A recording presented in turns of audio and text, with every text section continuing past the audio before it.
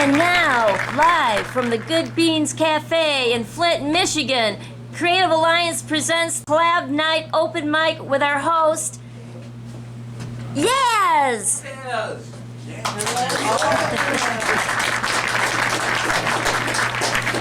you. First of all, I'd like to say that I was thrown into this position, forced into this position by the wonderful Jennie Moench here, but that's fine. I'll accept it. First off, I think I'm going to break the ice and go ahead and do my little skit first, or my little thing this evening, just to loosen myself up, because I was not really fully prepared to, like I said, be the whole host of this thing. So tonight I'm going to try something a little different. I'm going to do some stand-up comedy. I've been called comedic and stuff like that before, and told I should be a comedian. My 12th grade, my chemistry teacher, during a parent-teacher conference, told my mom that I had a dry sense of humor, which I thought was weird. It's like, first of all, we ain't really had like I don't know, I didn't think we had that type of relationship, but at the same time, my mind was like, what's a wet sense of humor? So, but I don't know, that's where my mind went, so. Okay, so, so it's just that, real quick though, here we have our Greater Flint Creative Alliance donation jar here for our open mic night. If you put anything in that jar, you get one of the cool frisbees on top, and if you donate $10, you get one of these nice t-shirts, so feel free to do that. Now, on to what I was supposed to be doing. So I was over at Tenacity before this and enjoying one of the lovely honey blue blues. That's my favorite drink over there. That's the only drink I drink. I don't like beer. I mean, nice cider. Reminds me of wine. So drink that. Finish that off. And the whole time, I'm sitting there mostly just playing my little video game on my phone. And on my way out, I have a lot of thoughts in my mind, so I'm always thinking a lot.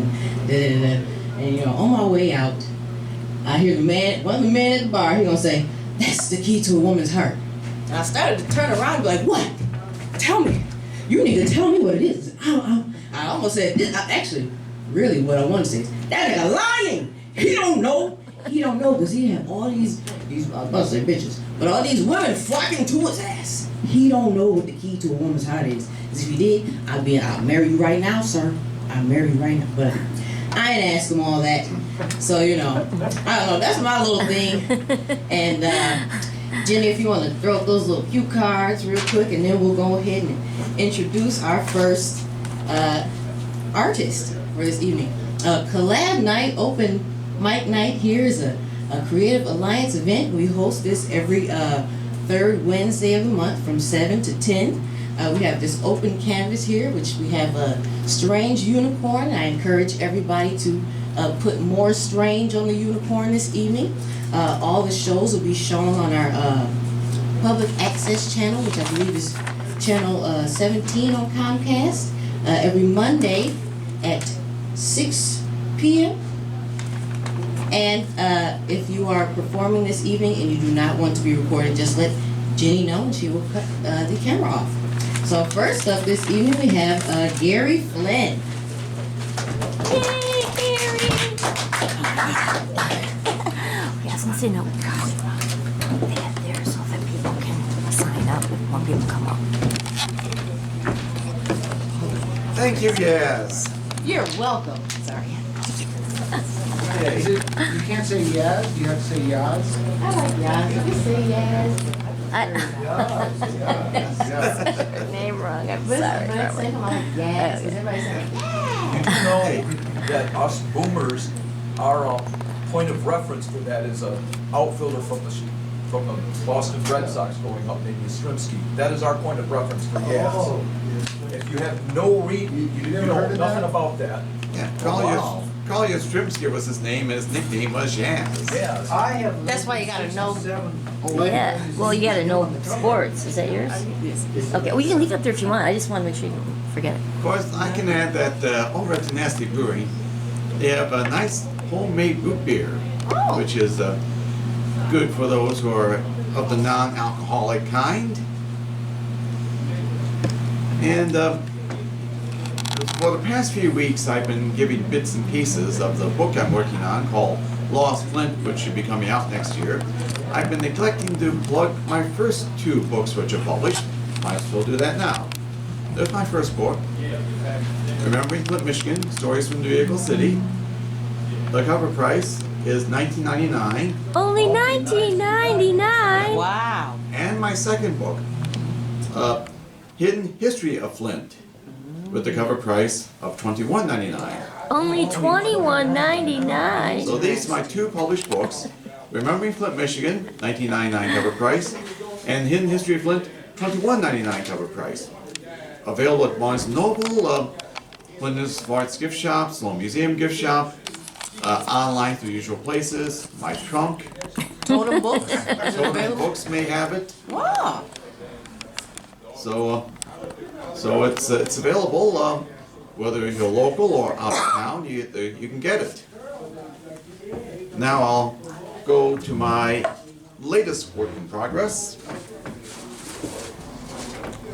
I had mentioned last month that I was busy working on lost schools. Right now I'm working on lost houses of worship. I've already covered synagogues and Catholic churches and some of the more mainline Protestant churches.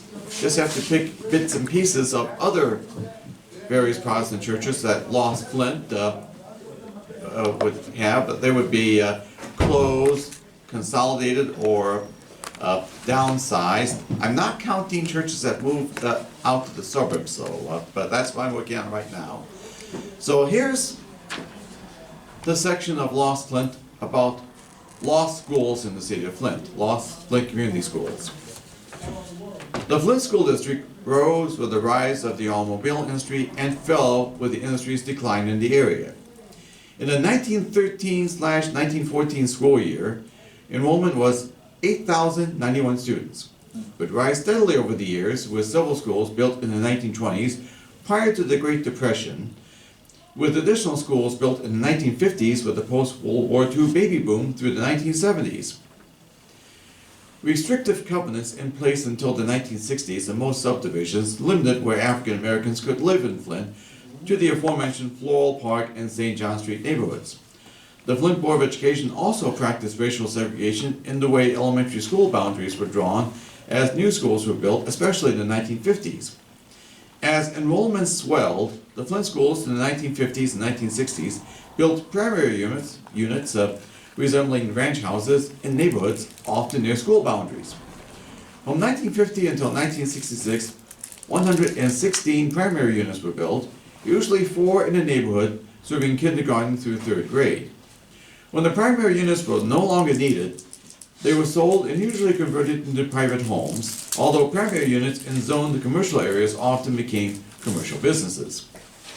Enrollment peaked with 47,867 students for the 1968/68 school year, then began to decline as some Flint families moved to suburban areas. Enrollment fell below 40,000 with 38,086 students for the 1977/78 school year, with a combination of the middle class flight to the suburbs and the beginning of factory closings.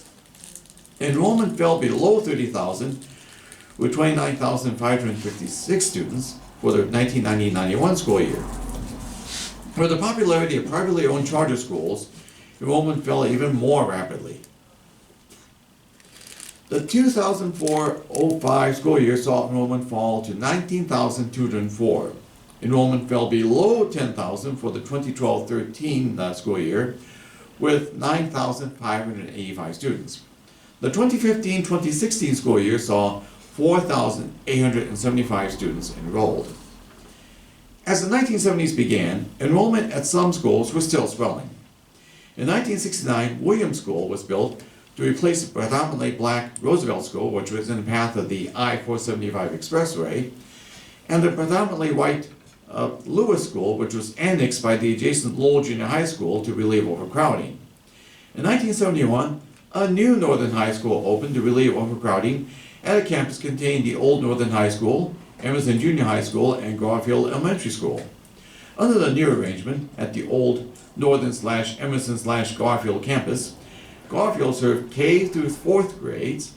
Emerson Junior High became Emerson Intermediate School, serving 5th through 7th grades, and the old Northern became the new Emerson Junior High, serving 8th and 9th graders. 3 new elementary schools were built in the early 1970s, King and Summerfield Schools in 1970 and Wilkins in 1972.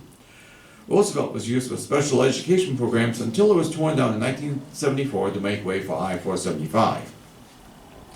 Declining enrollments in neighborhoods decimated by urban renewal or expressway construction led to the closing in 1971 of Clark School due to the nearby expressway interchange construction, and Fairview School because of the St. John Street neighborhood it was in was being wiped out by I-475 construction and urban renewal. Fairview was then leased to the Genesee County Regional Drug Abuse Commission. Increasing maintenance costs led to the closing of Flint's oldest elementary school, built in 1902, Doyle Schools, with the Opportunities Industrialization Center, or OIC, leasing the school, but it was abandoned by 1977. 2 other aging schools closed in 1976, Oak School, built in 1908, and Parkland School, built in 1913. The Flint Police briefly used Oak for community programs, and Parkland housed the Whitney M. Young Junior Street Academy.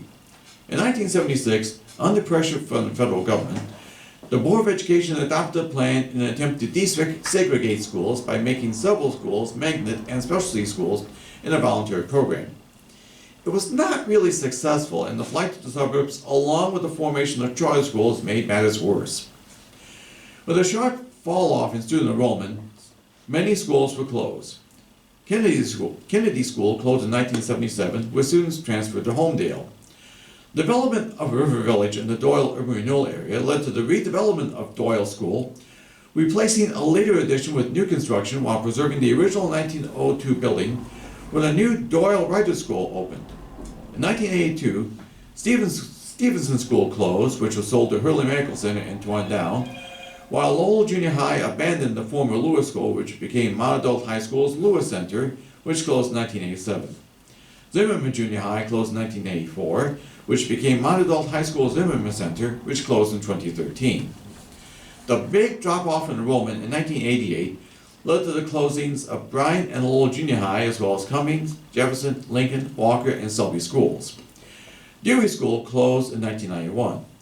The 2002 marked the closings of Cook, Johnson, Martin, and Pearson schools. Martin and Pearson students were moved to the old Bryan Junior High, which had served as Mount Adult High School's Bryan Center and became Bryan Elementary.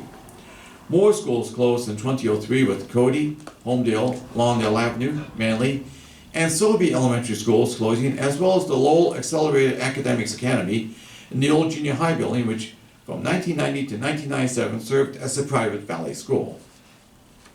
Longfellow Junior High and King Elementary closed in 2006, followed by Whittier Classical Academy in the old junior high building, plus Cummings and Gundry School in 2008. 5 elementary schools closed in 2009 with Anderson, Civic Park, Garfield, Merrill, and Stewart schools closing that year, as well as the aging Central High. 2 more elementary schools closed in 2010 with Wilkins and Williams. Coolidge School closed in 2011 with students moving to the reopened Cummings School. McKinley Junior High, along with elementary schools Bunch and Summerfield, closed in 2012. Northern High, as well as Bryan, Dordt, and Washington schools closed in 2013. Carpenter Road and Cummings schools closed in 2015. Northwestern High closed in 2018 and was converted to Flint Junior High School. And as you know, there's talk about closing more schools, but we don't know what's going to happen until later on this summer when we decide what the fate of remaining Flint schools would be. So that's my piece for this month. I should add that all the bits and pieces of my forthcoming book I'm sharing in the Hidden History of Flint book Facebook page. The Facebook page is titled Hidden History of Flint, the title of my second book. And I have been shooting videos very, very occasionally. Jenny did show off a rather mundane video of me showing off my old garage door opener, which still works fine. And just last week, I showed off my 40-year-old Raleigh 10-speed bicycle, which is right now hooked up to an exercise I got from Aldi's last fall. So that's the latest YouTube video I put up. You can just find it under Raleigh 10-speed bicycle, and you'll find it. Does it tell you how many miles you rode and stuff? I have no Traffic? idea since there's no odometer attached Yeah, to it. okay. But I'll take it over to Recycle Bike Shop. The shop is right next door to Good Beans Cafe, and Cassie or John do show up in season or on appointment days to pick up or drop off a bicycle. And when the weather is nicer, on market days they'll be there. But when the weather gets nicer, I'll take my Raleigh 10-speed over there to get it adjusted. And that's what I have for this month, and I thank you very much.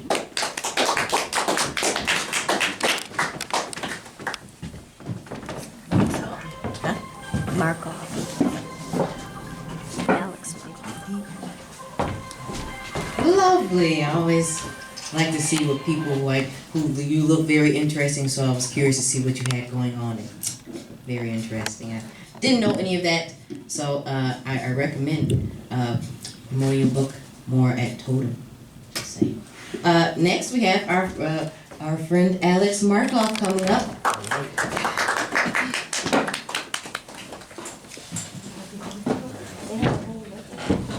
Yes, I've known that. I've been there a few times. Oh, good. Thank you, Yozzz. You're welcome. Yozzz. Yozzz. I like Yozzz. Yeah, Yozzz. Thank you. Yozzz might be better than Yozzz. It is. Okay, it is. Yeah. Okay, here we are. Got some new poetry. Been writing a lot lately. Okay. Theme is mental illness, brain, the mind, the soul, the intersection of the soul and the brain, the mind, the physical, the non-physical, stuff like that. Avian brains. A curious, spasmic phenomenon. A bird's head turns too fast for a glimpse, twitching, seemingly for the sake of twitching. A frenetic, buzzing bee interior, a brain that has been altered by the activities of man. Any avian observer can witness this happening. Wavelengths are interfering with the flickering of the feed.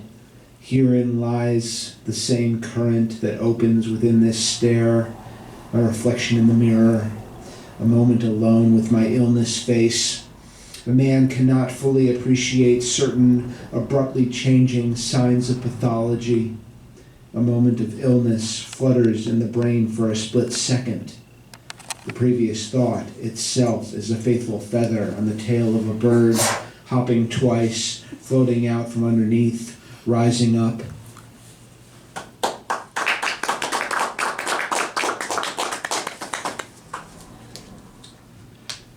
All right. Occupied loneliness. Somewhere beneath the streetlight, I look up at the powerfully attuned bulb that has just flickered on, just now, ages and counting after the evening in question. I recognize yet again what makes me strong yet fragile. Sparse, illuminated rain settles back in as mist, as the particles themselves float for an eternity. I stand out from underneath my own line of sight, finding once again my mania, the occupied loneliness that carried my body away from me like a euphoric wave, eventually overtaking my already flooded brain. My supernatural eyes still deserve abundant greenness, green shadow and wilderness, a night that I can explore, finally, with someone else. Oh, how I wonder at dusk how anyone other than myself can love me.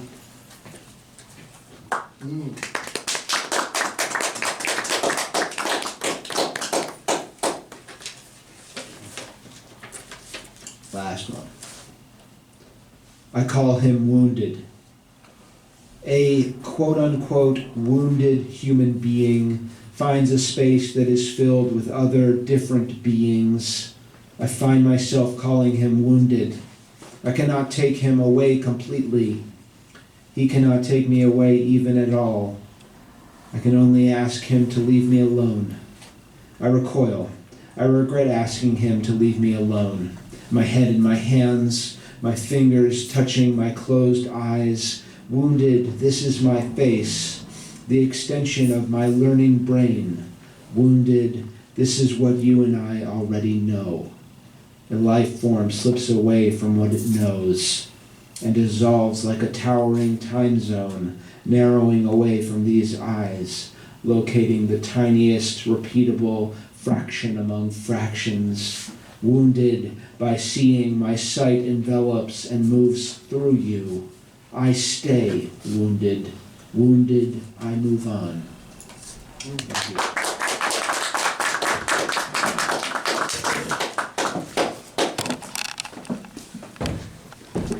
Lovely, lovely. Alex always has something a little kind of dark, but nice, because it's, if you feel that way, then it's nice to hear him say that.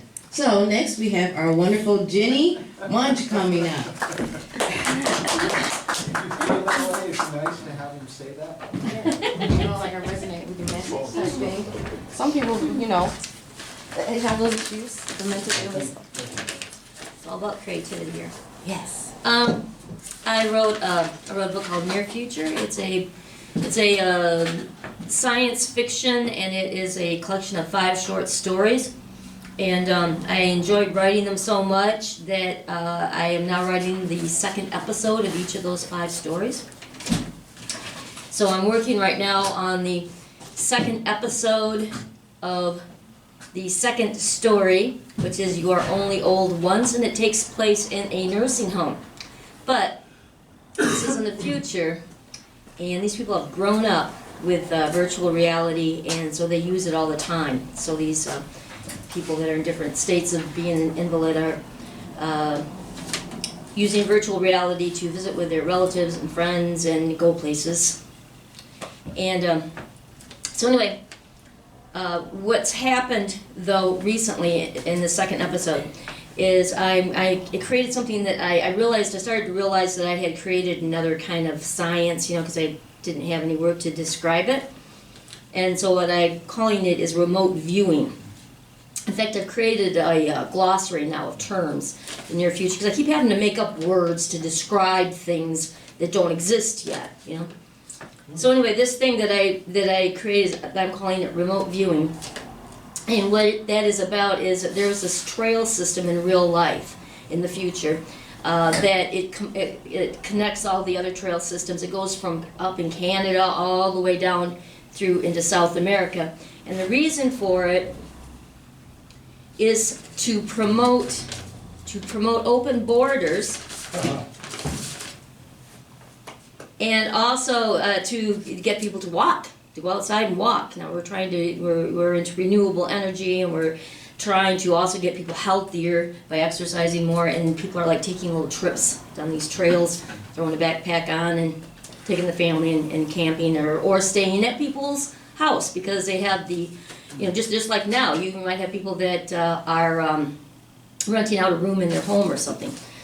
So anyway, so this trail system exists, and in my 4th story, there is a lady that will take a trip on it in real life. But in this story, the new thing that happened is it has been made available by remote viewing. What that means is that they're taking the camera footage, because there's cameras everywhere, you know, I mean, you can use GPS and you can see anything. And they're taking that and turning it into a format for virtual reality. So now you can go on this trail system in real time. So you will see, if somebody is walking down the trail, though, you will also see that person. If the little animals are playing, you will see them playing, you know, and you could be there in virtual reality, and you can walk down the trail. But the other thing is that the audio is also, there's a new technology where the audio actually comes from the source. So, you know, if there's a bird, you can hear the sound of the bird flying. But also, if somebody's talking, you can hear their conversation. They cannot see you. You are invisible to them, but you can see them, and that's what's happening in this story. And I'm just going to start reading it to you. Now, this is it's really just one page, so it's not that long. Okay, remember, they're living in a nursing home. The next morning at breakfast, Trevor was notably absent. I think we should check on him, Millie announced after it was agreed that there must have been something wrong, since he was always the first to arrive and save tables for the group. There were several people around 2 tables at the time. Everyone made agreeable comments to her offer, but before she could get up to leave, he came through the cafeteria door. He looked somber as he approached the table. Walter had another stroke, he explained. He's not doing so good. Everyone expressed concern. He was a well-liked neighbor, even though most of them had never had a conversation with him. Trevor seemed to be the only one who could understand him after his previous stroke. Someone asked if he had family. That was when Trevor explained that his wife had passed and his only child was a daughter who passed away a year ago. Shortly after that, he had his first stroke and became a resident of the nursing home. The group of people now discussing him appeared to be his closest he had to a family. But that was common theme. The city nursing home was where people ended up when they ran out of family and money. Well, he probably won't last much longer anyway, Buck muttered.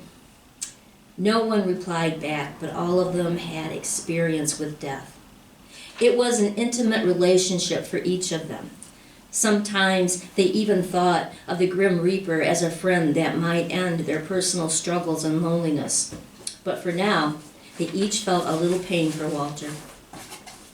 And now, I should explain, maybe I need a little bit in here, but now they're on the trails, okay?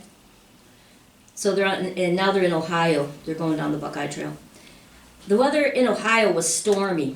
Soon after the group synced up on the trail, a sky full of black clouds whipped up a strong wind and rain poured down. It was interesting to watch. To be in the middle of a storm and not feel the wind. To be out in the open as rain poured down and yet not get wet. But the most impressive part was the lightning. It was striking very close. The thunder was startling, but knowing that you were actually safe and indoors gave the group courage to be active viewers of the chaos all around them. They were awestruck. Maggie and John were spotted at the top of a tall bridge holding hands and the lightning flashing around them. Deborah watched on disapprovingly.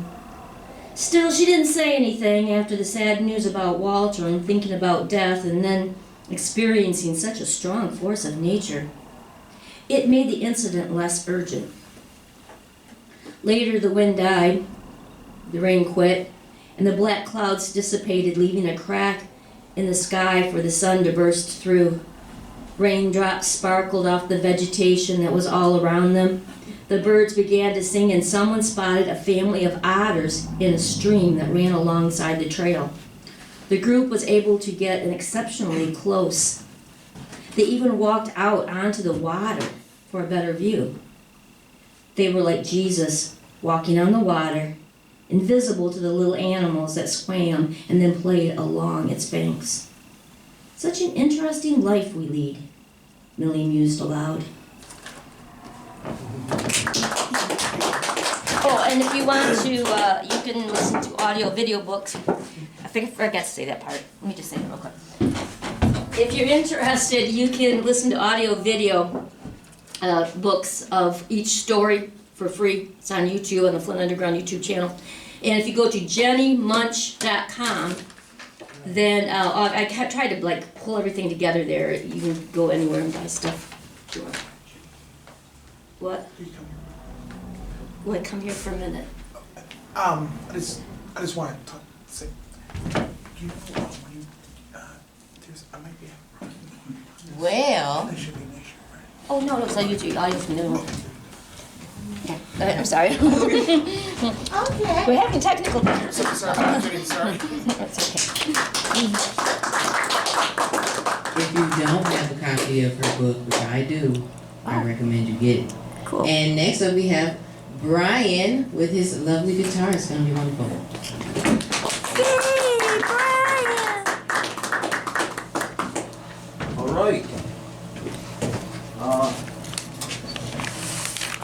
Where's my direct there?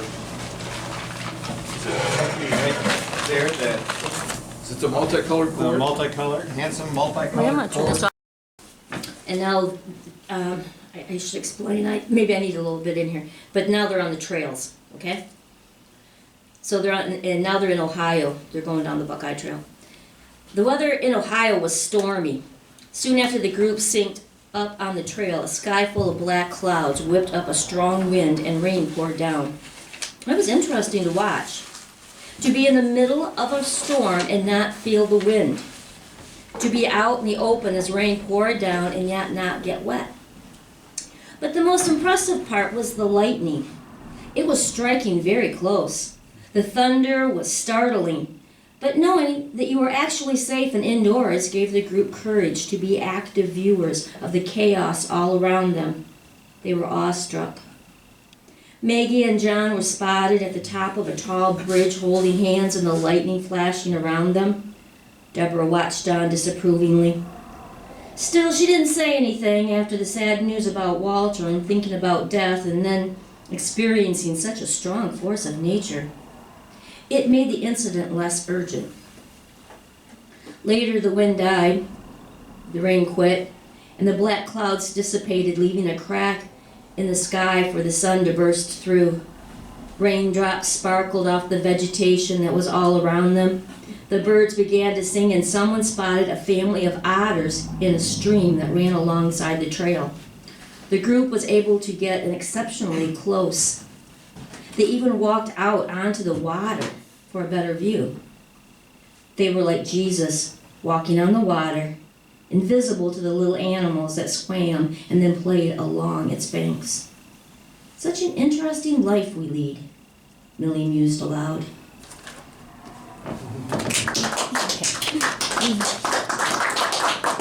If you don't have a copy of her book, which I do, I recommend you get it. Cool. And next up we have Brian with his lovely guitar. It's going to be wonderful. Yay, Brian! All right. Where's my direct there? There, that, Is it the multicolored the board? multicolored, handsome multicolored. Wait, I'm not turn this off. So I'm going to start with a few references here. About 4 weeks out of the year, I spend time with my girlfriend in Western Iowa. So this has been going on for 22 years. So I've 22 lived, years. yeah, I've lived pretty close to, but not quite 2 full years in Iowa. That I bring this up because I'm one of, well, I don't know if I can claim to be a resident of Iowa, but there is another musician performing later in this program who is an Iowa resident, so maybe I have sort of a claim to be one of 2 Iowa musicians. And while I am a songwriter, tonight I'm going to dedicate this completely to yet another Iowa songwriter. These are all cover songs. And so 2 things before I get started. This first song has to do with a job. You know, some of us love our job. We'll show of hands. There's not many people here who absolutely loves their job right now. I'm halfway blind. Oh, there's a half hand, kind of a half hand up. Okay, 2 half hands, 1 hand. Who absolutely hates their job. So I guess I'm not really going to take comfort from that. But I think most people kind of have a love-hate, or you know, and that's where I fall into. You know what? Right now I'm at peace with my job, and you know, but I take comfort in this particular song because there are instances out there of like jobs from hell that, you know, that yeah, I'm glad I don't have this this fella's job. So, by the way, I haven't mentioned the songwriter, so only one other person in this room probably knows who the hell I'm talking about. And this is going to be Greg Brown songs, okay? And the first two songs are going to utilize some mild profanity. So I'm going to step away from camera shot and just put some money in the curse jar over here. Oh, no. Yeah, curse jar. Yeah. Oh, yeah. Yeah, now you get a Frisbee. Well, Maybe even a shirt. How much was that? Okay, don't. Okay. So this is a song about the working man in. It's kind of dark. It's about a person who. Can I just check your guitar, Ryan? Sure. So. Am I ready to go?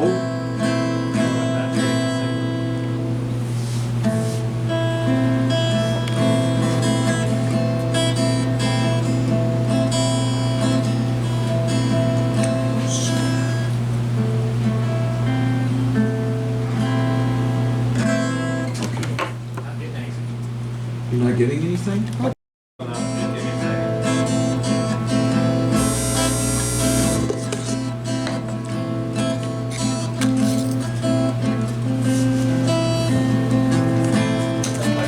Change this cable real quick. Yozzz, Jennie, Gary, and Alex. Some excellent stuff tonight. So I'm going to Thank kind of you. step away and just, I'm going to be up. Yeah, this is kind of experimental for me. And I'm going to lower the curve. No. Oh. Say that. All right, I don't believe you. we'll see.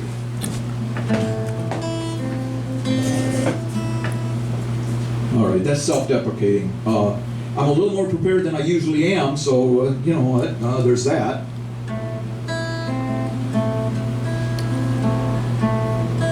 This song is titled "Down at the Mill." Okay, we. Alright,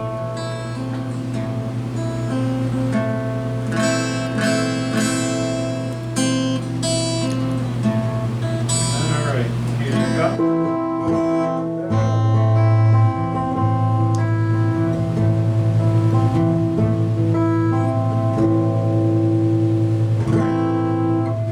So we're good to go. We're good to go. Okay.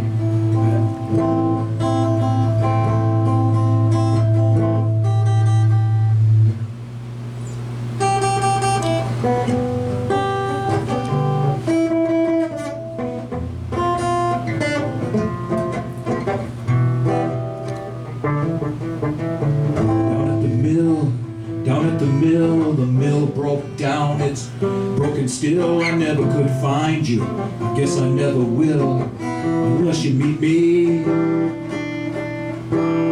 down at the mill. Are we good to go then? Yeah.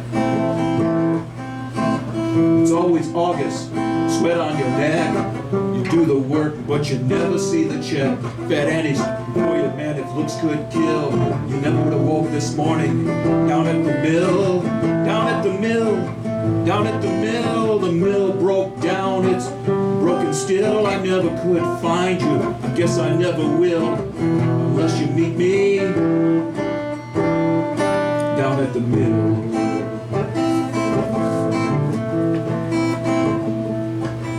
Young guys on motorcycles, hard eyes, hard ons, go racing through the wood to the muddy yellow pond. Their hands are filthy, their souls are dirty. They shoot the shit with the 30-30. Down at the mill, down at the mill. Grandpa spits tobacco at a barrel full of swill. There's a sawdust mountain, a slabwood hill, and the Jim Beam on the jammer. Down at the mill.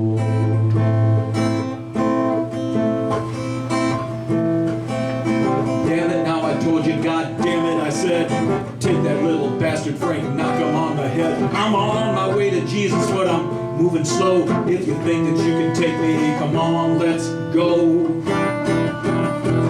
Down at the mill, down at the mill broke down, it's broken still. I never could find you, I guess I never will, unless you meet me down at the mill.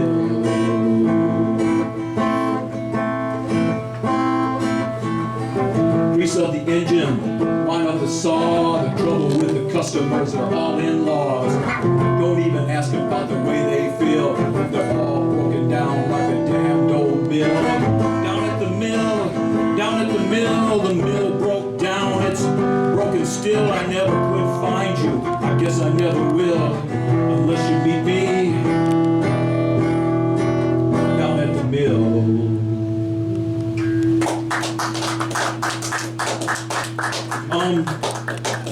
Up here, from where I'm standing, the guitar seems to be overwhelming my vocal, but can you guys pick out what I'm, okay, Yes. okay. Thanks. Did you write that? No, that's a Greg Well, let's Brown. go back. Greg Brown, yeah, Greg Brown wrote that. That's from his album Slant Six Mind, which I think he did in like 1998. And so I'm gonna do another one that has some mild profanity in it. So by way of bringing these last few pieces together, the theme is boomer, okay? Back in a few years ago, I had a discussion with a friend of mine. I was born in 64, by the way, 1964.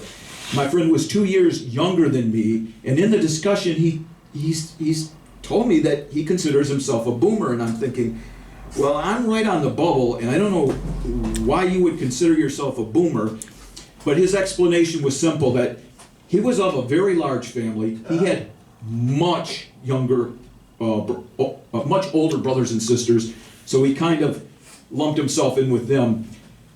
Since I'm on the bubble, I was born in 64.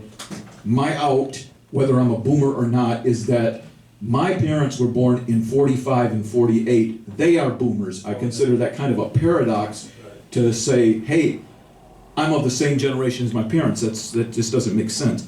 Anyway, Greg kind of writes from a boomer's point of view, and this particular song is a self-deprecating song about a guy who's getting up there in years, and he's observing all the young talent or whoever passing him by, and he's that needle of life. It's getting closer and closer to E. He's almost out of gas. This is the name of the song, okay?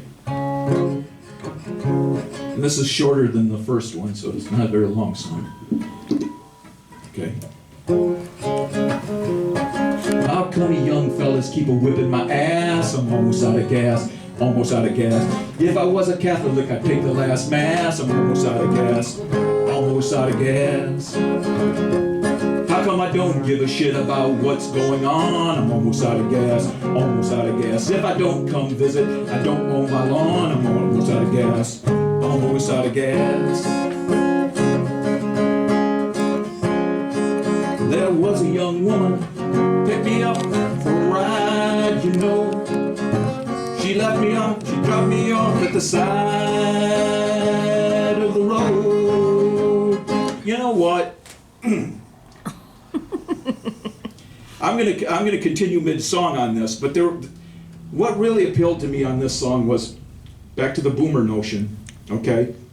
There's a line in here that just tickles me pink, and it does use the F-bomb, okay? And there's a line in it that goes, the line opens up, there's TV-looking people all over the place. I can relate to that, because I grew up in an era and a generation where I really didn't desire tattoos or piercings, or it's just alien to me. It's just like, that's not part of what I grew up with, and if I had a bunch of disposable cash at my hands growing up and coming of age, the last thing I would do is blow it on, stupid shit like that. But again, I'm a boomer, so, okay?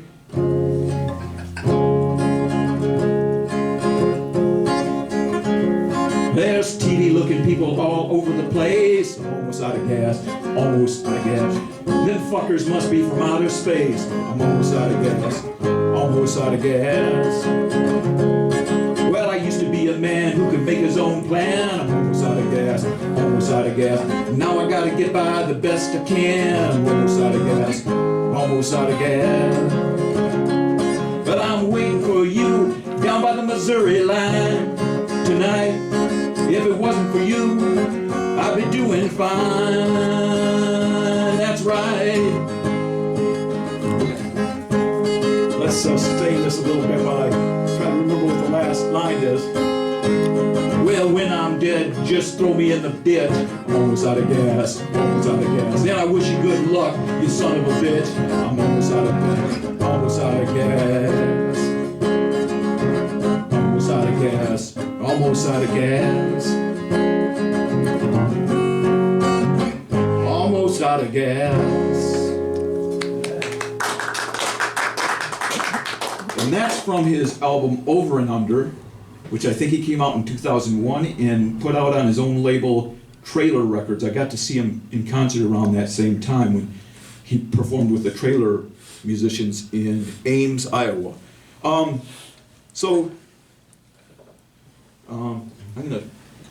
only need a small prompt for this song, but it's gonna matter to me. Otherwise, I have this one memorized.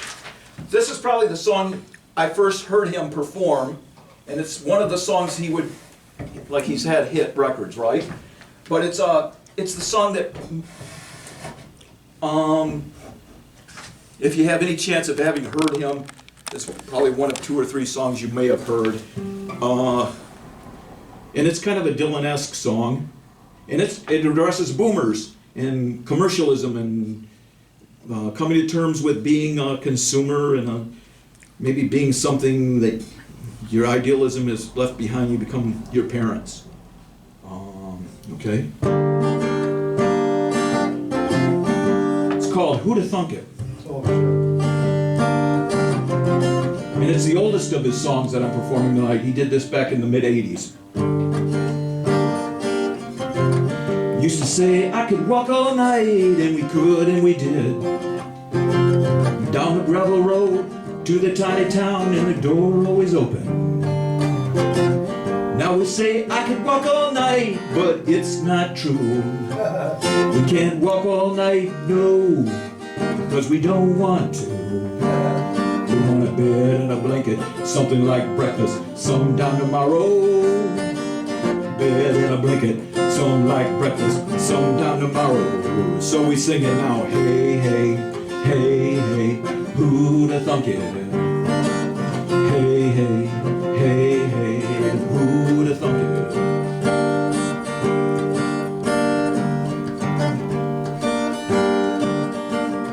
Used to say I could eat a horse, and we could, and we did. Fast food joints in the middle of somewhere on the way to someplace else. Now we say I can eat a horse, but it's not true. We can't eat a horse, no, 'cause we don't want to. We want something from the cookbook, that new one with the great graphics. Something from the cookbook, that new one with the great graphics. And we sing it now, hey, hey, hey, hey, who'da thunk it? Hey, hey, hey, hey, who'da thunk it?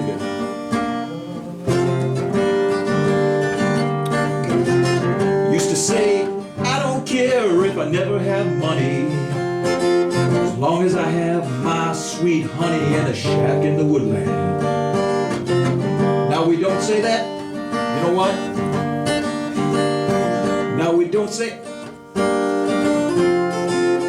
wow. Let me do that again. I skipped a verse. Used to say, I don't care if I never have money, as long as I have my sweet honey and a shack in the woodland.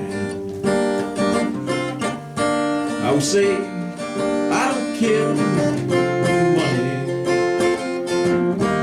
You know what, I'm doing this wrong. Give me one of those and 2 of those. Hey, that one looks great, wrap it up. Put it on my MasterCard, put it on my Visa. So we sing, hey, hey, hey, hey, who'da thunk it? Hey, hey, hey, hey, ah, who'da thunk it?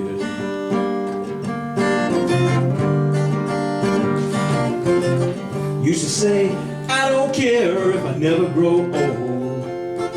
When a flame gonna burn, take one quick turn and be gone like James Dean. Now we don't say that, it's too late to die young. So we sit at the table long after supper and a good wine. Here's what we sing, hey, hey, hey, hey, who'd have thunk it? Hey, hey, hey, hey, hey, who'd have thunk it?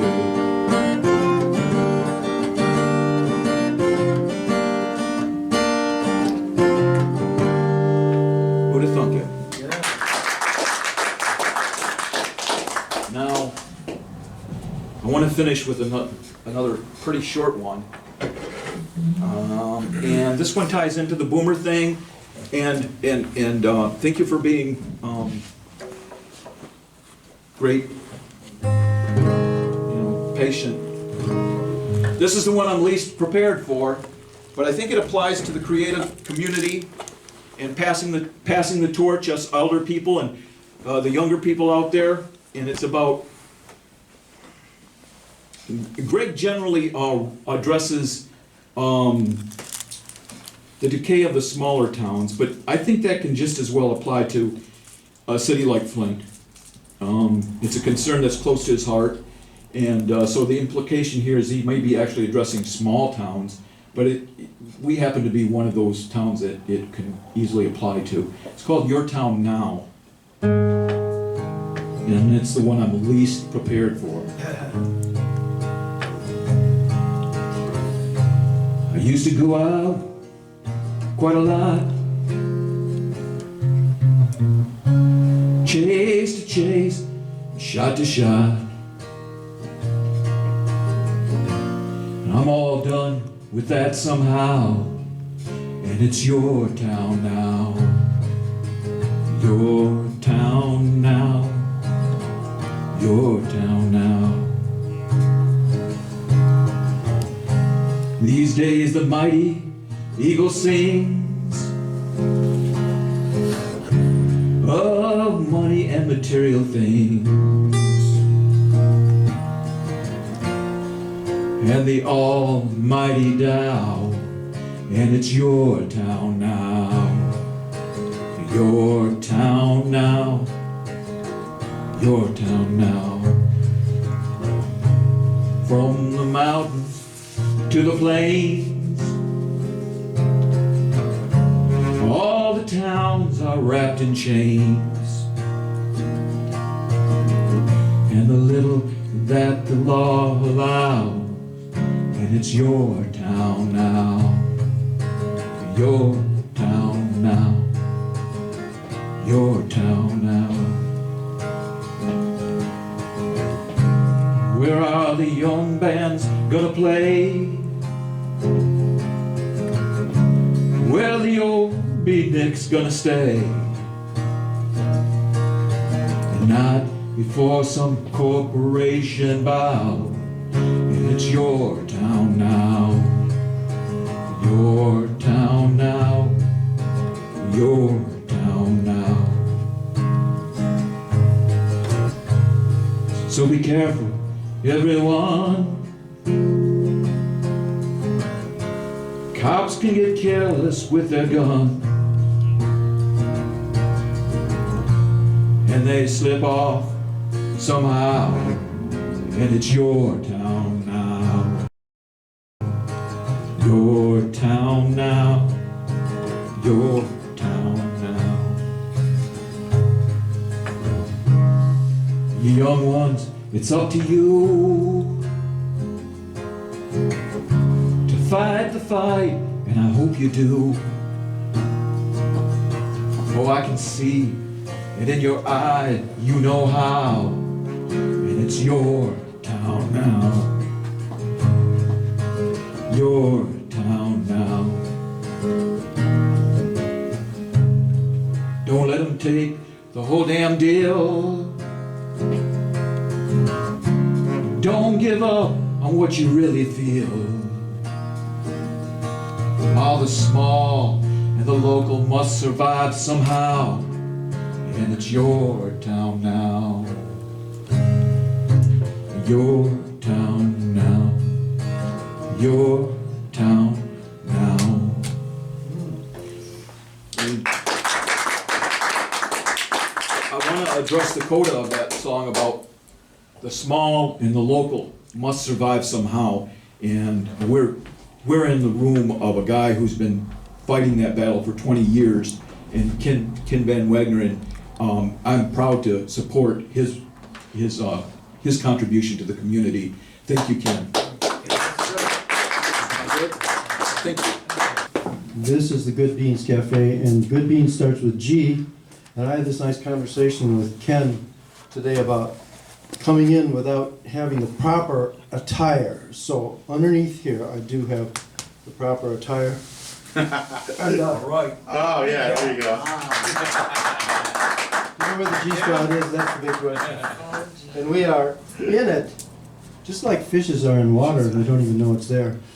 But, okay, so I got a couple of here. This one is kind of in the spirit of the outfit of the day. It's called Baby You Make My Hormones Slow. I have to admit that I wrote this. I don't know where I can hide. Is there anywhere I can run? But anyway, this is Baby You Make My Hormones Slow. And I added this, it's kind of stuck to a lyric that comes from an old operetta called Fledermaus. Fledermaus is flying mouse, which means bat. So it's kind of a humorous comic opera or something. But anyway, so the melody is from there. It goes like this. Baby, you make my hormones flow. You really make those juices go. You make my sunshine in the snow. So let's make whoopee. Wouldn't you like to come and see? Come on over and come with me. Come on over and come with me. And come on over and come. I'm really afraid down in my heart that you'll reject me when I start to feel and show I really care for your soul, your eyes, your hands, your hair. I've been hurt so bad before, I don't want to hurt like that no more. The pain. We like spontaneity. Yes. Everything's fine. Everything's fine. Okay, the line I was about to sing is, the pain is coming out so fast, it trips me up as it travels past. I don't know how that came out, but anyway.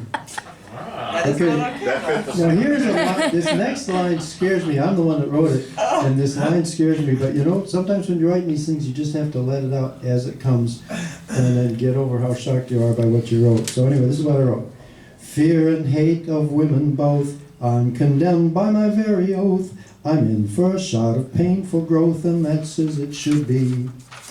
I'm learning about as fast as I can, so take me once more by the hand. Please don't hit me with the frying pan, and let's go dance the night away.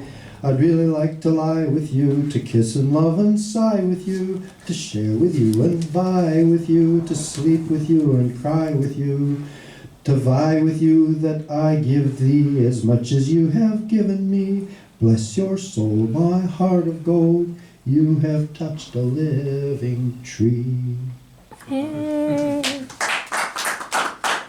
So part of that is about this great male ego that goes into love and he wants to conquer, and usually finds out that it's kind of weak and muddled up inside, something that men have to deal with. If they choose, and if they don't, they just get to be jerks, and most men have been done that, and I have my own. Matter of fact, if there's time, I'll do another song about that. But okay, so now a little bit more, I don't know, something you could do in school. This is a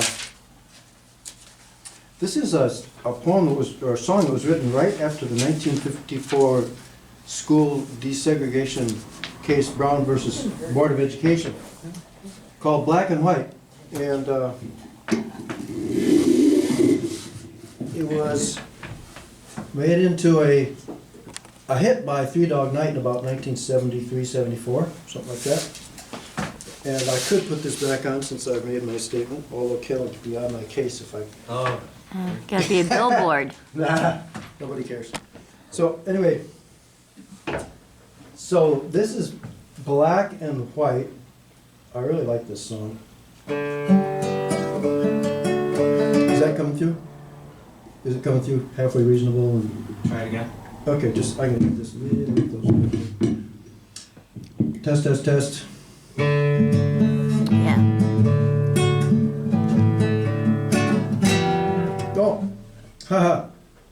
You know what? I just realized that I tuned down for this other song, So what we're likely to get is a little bit of out of tune here and there, but try that.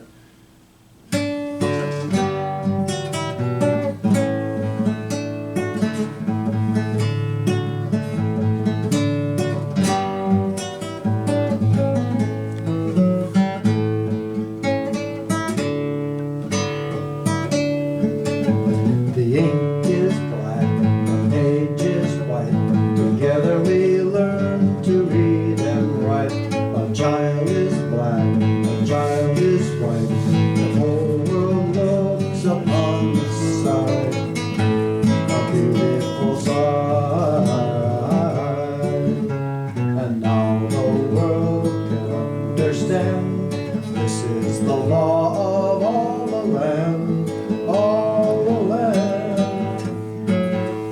The world is black, the world is white. It turns by day and then by night. A child is black, a child is white. The whole world looks upon the side, a beautiful sight. Now the world can plainly see we'll have a chance at liberty, liberty. The world is black, the world is white. It turns by day and then by night. A child is black, a child is white. Together we learn to read and write, a beautiful sight.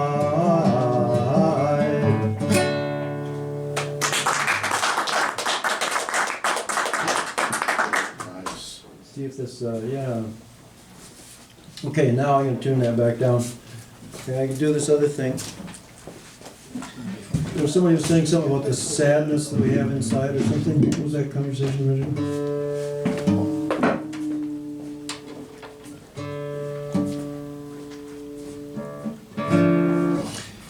And this is a classical guitar piece by a guy named Fernando Sor, who was a Spanish guy, and I think he actually fought in the Napoleonic Wars, and so he lived in Spain in early 1800s. And this is just a study. It's a studio, but I like it a lot, and it seems to express something for me. And so here goes. And I hate, you know, like the rest of us, I don't have as much time to practice as I would like. So just hope you'll bear with me, and I'll just do the best I can. I really like this. Oops, I'm on the wrong page here.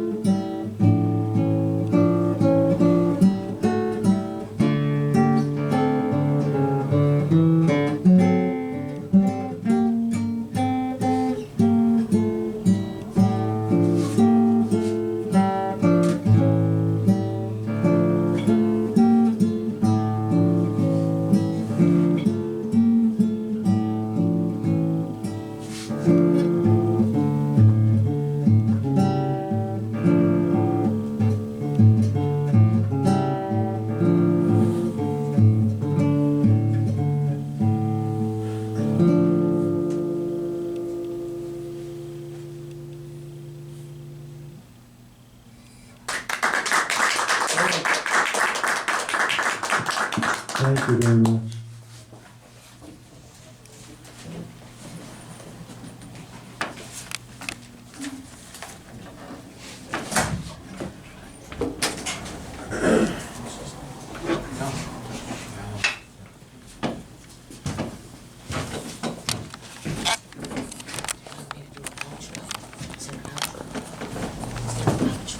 I'm sorry, what? Is there an outro? An outro? No. No. Oh, you just say goodnight if you want, or else you can, if you want to do a We bit. done announcements? Is there an announcement? Well, usually there's a laundry list of announcements that are usually done. And, it's been brought to my attention that, just to get them into the announcements, Totem has resumed their open mic. Okay, cool. The second Thursday of the month, second Thursday of the month. Second Thursday? No. Gold- Oh, Golden Golden Leaf Leaf Falls. is tonight. Tonight. On Wednesday Jay always nights. plugs that, so I don't What doubt. was the other one? What did you say? Wait. Totem. Totem. Oh, second total. Oh, Thursday. yeah. Second Thursday of every month. Yeah. If you think of anything Listed else, on a board. Yeah. Tom, that was great. Yes, it was. I think everybody should definitely tell their friends to watch this performance this evening, just so they can see Tom's face. Cause I'm gonna watch it just so I can see Tom's face when I hit that ground. I know what I look like when I miss that chair, but I want to see Tom's face. That was planned, though. That was planned. yeah. You know, All part of that. You are a God's plan. comedic genius. You really are. Oh, thank you. A little extra. Thank you. There you go. Okay. Anything else anybody want to throw in? Excellent Well, I job, didn't, Yozzzzz. when you fell, it wasn't because I pulled a chair out from under you. No, it's because I wanted didn't. everybody to know that. I It wasn't me. I was not thinking properly. You know what, since this was all off the cuff, why don't you make an appeal in the event anybody wants to host, you just kind of. look Yeah. at Oh, yeah. them We and can say, have other. Yeah.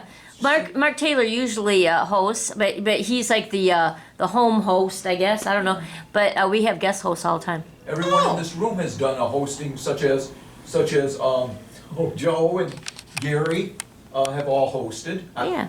Jenny's hosted. Real family in here Brian's then. hosted. Lovely. I haven't hosted. Oh well, you should You're do that. next. My then. part was We'll hosting. throw him up Okay. there. Okay. Okay. Be careful. You don't want to embarrass Okay. yourself. Excellent job, you guys. Yeah. Thank Thanks. you. Thank you. Joss. At least I